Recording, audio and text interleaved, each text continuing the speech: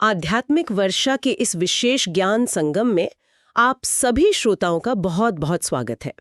आज हम गीता के एक बहुत ही कह सकते हैं एक निर्णायक मोड़ पर बात करने वाले हैं। वो क्षण जब कुरुक्षेत्र की रणभूमि में अर्जुन, हाँ, महाधनुर्धर अर्जुन, बिल्कुल विषाद में डूबकर मौन हो जाते हैं। और आज की जो हमारी ये गहरी बातचीत है, इसका आधार है कप्तान श्याम बहादुर चौहान का गूढ़ संकलन और लेखन। हाँ, और इसमें और बारीकी लाने के लिए आज के ज़माने की एआई तकनीक का भी सहयोग लिया गया है। इससे हमें कई परतें समझने में मदद मिलेगी।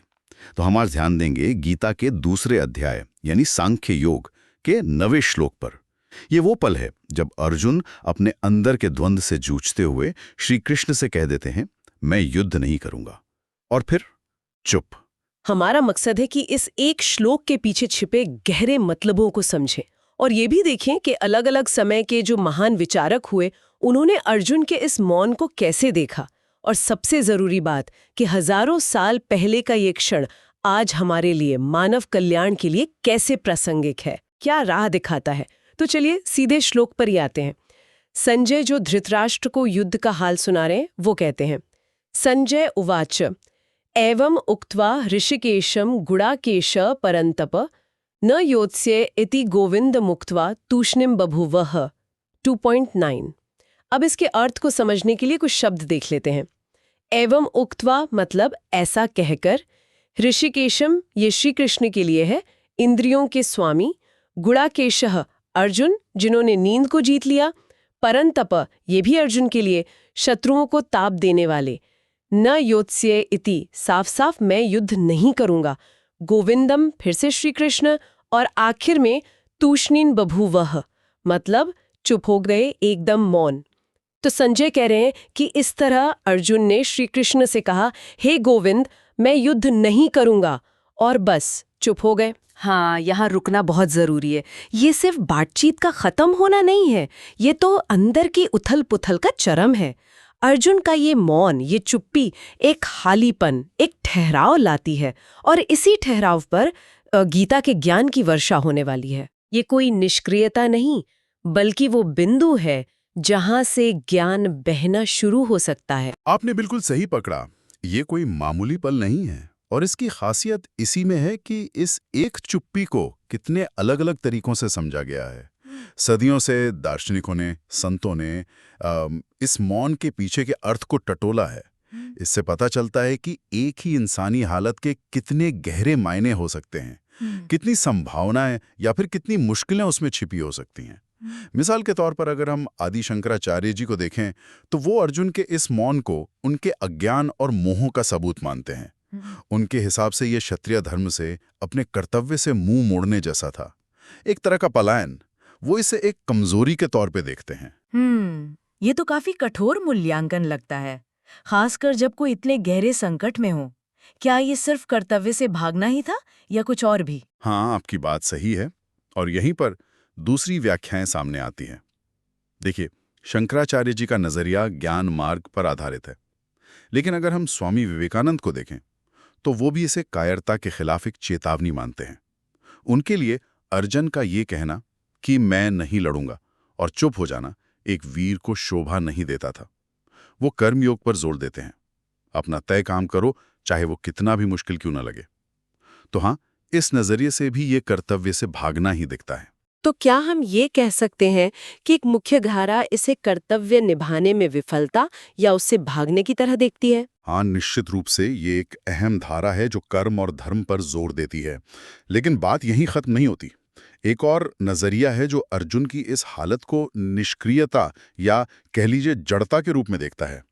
गीता प्रेस गोरखपुर की व्याख्या में ये बात आती है कि ये सिर्फ शब्दों का मौन नहीं था, बल्कि फैसला लेने की ताकत का खत्म हो जाना था।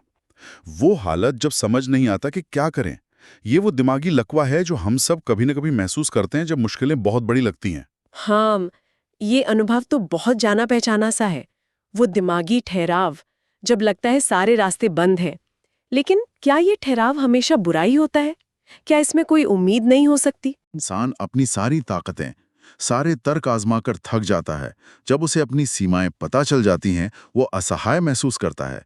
तभी उसका अहंकार पिघलता है, और इसी खालीपन में सत्य का, ईश्वर के ज्ञान का प्रकाश आ सकता है।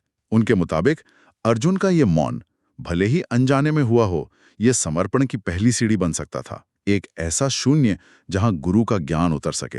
अरे वाह, ये तो बिल्कुल उल्टा नजरिया हो गया। मतलब जिसे एक तरफ कमजोरी या जड़ता कहा जा रहा है, वही दूसरी तरफ ज्ञान पाने का दरवाजा बन सकती है। ये कैसे तय होगा कि ये जड़ता है या अवसर? करता है कि उस चुप्पी या निष्क्रियता के बाद इंसान करता क्या है? क्या वो उसी हालत में पड़ा रहता है, या फिर वो मदद ढूंढता है, सवाल पूछता है, जैसा अर्जुन ने आखिर में किया? अगर मौन सिर्फ भागने का बहाना है तो वो जड़ता है। अगर वो खुद को समझने और रास्ता खोजने की शुरुआत बनता है तो वो अवसर है। और इसी से जुड़ी एक और बात है, संकट की भूमिका। डॉक्टर सर्वपल्ली राधाकृष्णन भी इसे इंसानी कमजोरी से जोड़ते हैं, लेकिन वो इसे समाधान की जरूरी शुरुआत मानते हैं। उनका तर्क है कि जीवन के गहरे सच, गहरे जवाब बिना किसी गहरे संकट के नहीं मिलते। अर्जुन का यही दुख और मौन ही तो गीता के आने का कारण बना। बिना सवाल के जवाब कैसे मिलता? बिल्कुल, जैसे अंधेरी रात के बाद ही सुबह होती है, या शायद ये कहें कि चट्टान से टकराकर ही पानी झरना बनता है। सही कहा ना? बिल्कुल सही उपमा दी आपने। और इसी अंदरूनी पहलू पर संत ज्ञानेश्वर महाराज भी जोर देते हैं। अपनी ज्ञानेश्वरी में वो इसे जैसे आत्मा की पुकार कहते हैं। जब बाहर की आवाजें, बहस, शोर शांत होता है, तभी दिल की गहराइयों से आत्मा की सच्ची आवाज निकलती है। तो अर्जुन का मौन बाहरी शोर का अंत और अंदरूनी संवाद की शुरुआत हो सकता था।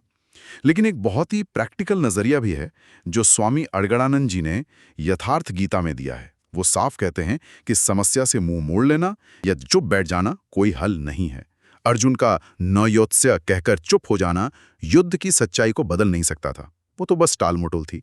प्रॉब्लम तो वहीं खड़ी थी, कर्म तो करना ही पड़ता। तो अगर हम इन सारे नजरियों को एक साथ रखें, शंकराचार्य का ज्ञान, विवेकानंद की फटकार, गीता प्रेस की जड़पा, चिन्मयानंद का अवसर, राधा कृष्णन का संकट से समाधान, ज्ञानेश्वर की आत्मा की पुकार और अड़गड़ानंद का यथार्थ, तो ये साफ है कि अर्जुन का ये मौन बड़ा गहरा है। ये कमजोरी भी है और संभावना भी, पलायन भी है और समर्पण की पहली आहट भी, जड़ता भी है और ज्ञान का दरवाजा भी। इसका मतलब फिक्स नहीं है, बल्कि देखने वाले के नजरिए और उस पल के बाद क्या होता है, इस पर निर्भर करता है। अब सबसे अहम सवाल, कुरुक्षेत्र की वो घटना, हजारों साल पहले का वो मौन और उस पर इतने विचार, आज हमारे लिए इस भाग-दौड़ वाली जिंदगी में इसका क्या मतलब है? हम इससे क्या सीख सकते हैं? हाँ, यही सवाल तो इस पूरी चर्चा का निचोड़ है।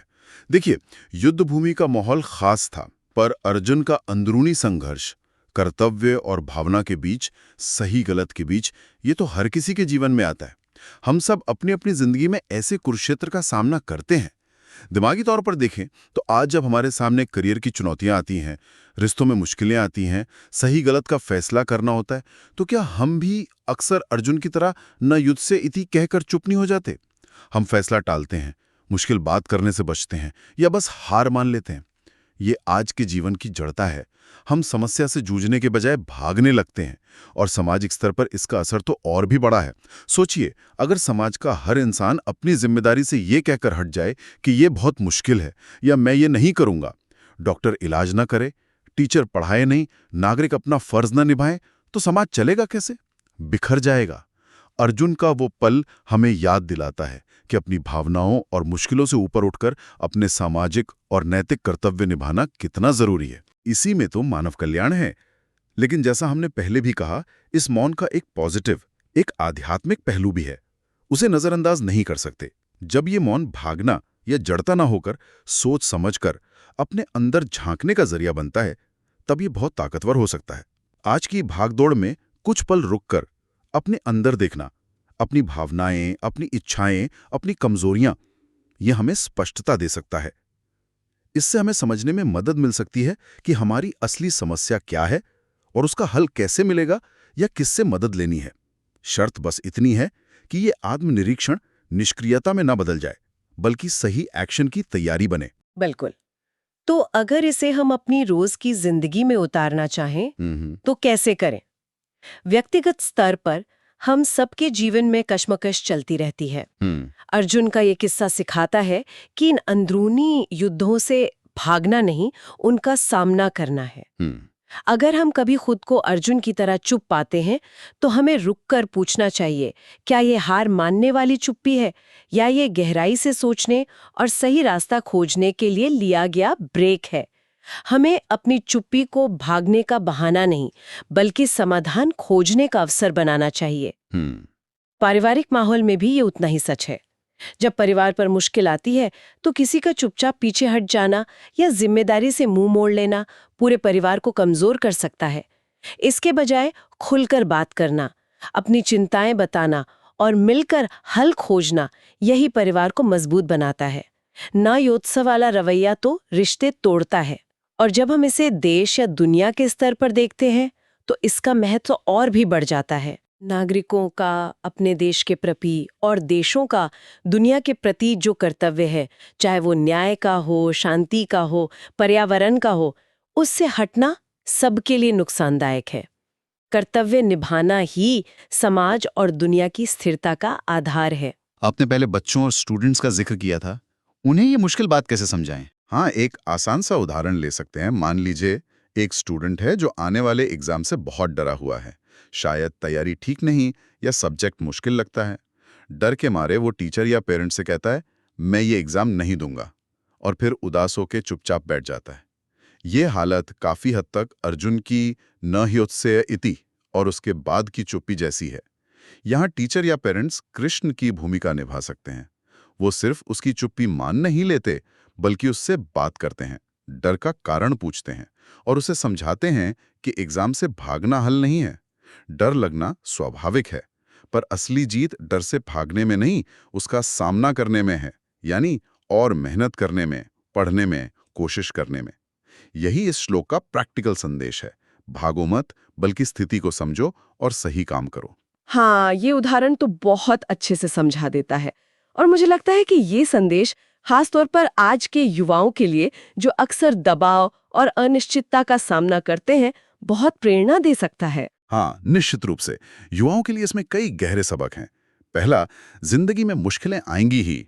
उनसे डर कर पीछे हटना बहादुरी नहीं है। असली वीरता उनका सामना करने में है, उनसे सीखने में है और हल खोजने की लगातार कोशिश में है। दूसरा, चुपचाप हार मान लेना जिंदगी जीने का तरीका नहीं है। जिंदगी का मतलब ही है कर्म, कोशिश, संघर्ष और आगे बढ़ना। असली पुरुषार्थ एक्टिव रहने में है, समस्याओं से जूझने में है, उनसे बचने में नहीं। और तीसरा, और शायद सबसे जरूरी, जब आप कंफ्यूज हों, जब रास्ता न दिखे, तो मैं ये नहीं करूंगा कहकर चुप होने के बजाय सवाल पूछना सीखें। जैसे अर्जुन ने आखिर में किया, मुझे ये क्यों करना चाहिए? अगर करना है तो कैसे? सही रास्ता क्या है? मुझे गाइडेंस चाहिए। इस तरह के सवाल पूछना ही अज्ञान से ज्ञान की तरफ पहला कदम है। सही मार्गदर्शन खोजना कमजोरी नहीं, समझदारी है। आपने पूरी बातचीत को बहुत ही खूबसूरती से समेटा है। बिल्कुल। तो कुल मिला के कहें तो अर्जुन का कुरुक्षेत्र में वो थोड़ी देर का मौन हमें सिखाता है कि जिंदगी की चुनौतियों और कर्तव्यों से भागना कोई पक्का हल नहीं है, ये सिर्फ प्रॉब्लम को टालना है। मौन अगर सही तरीके से इस्तेमाल किया जाए तो आत्मचिंतन और खुद को खोजने का एक शक्तिशाली औजार बन सकता है, लेकिन इसे कभी भी कर्तव्य से भागने का बहाना नहीं बनाना चाहिए। और आखिर में, सच्चा ज्ञान, सही दिशा अक्सर तभी मिलती है जब हम अपनी सीमाएं, अपनी कमजोरियां मानते हैं, जब हम लाचार महसूस करते हुए भी सच और समाधान की तलाश नहीं छोड़ते। अर्जुन की यही चरम असहाय अवस्था थी जिसने गीता के दिव्य ज्ञान के लिए रास्ता बनाया, जो आज भी पूरे मानव कल्याण के लिए प्रासंगिक है। और इस गहरे विश्लेषण को मुमकिन बनाने का श्रेय कप्तान श्याम बहादुर चौहान के महत्वपूर्ण संकलन और लेखन को जाता है, जिसने हमें इस विषय की गहराइयों में उतरने का अवसर दिया। बिल्कुल। तो आज की इस ज्ञान वर्षा के अंत में मैं सभी श्रोताओं के लिए एक सवाल छोड़ना चाहती हूँ। ये सवाल हमारी चर्चा से ही निकला है, पर शायद हमने इस पर सीधे बात नहीं की। सवाल ये है, जब बाहर के शब्द, बाहर की दुनिया का शोर शांत हो जाता है, तब हमारे अंदर कौन सी गहरी सच्चाई या कौन सा खामोश कर्तव्य हमें पुकारता है? और उस अंदर की पुकार को, उस आत्मा की आवाज को सुनने और उस पर अमल करने के लिए हमें किस तरह के साहस और किस तरह की स्पष्टता की जरूरत होती है? इस गहरे चिंतन और आध्यात्मिक वर्षा में हमारे साथ भीगने के लिए, ज्ञान के इस संगम में हमारे साथ गोता लगाने के लिए आप सभी का बहुत बहुत धन्यवाद।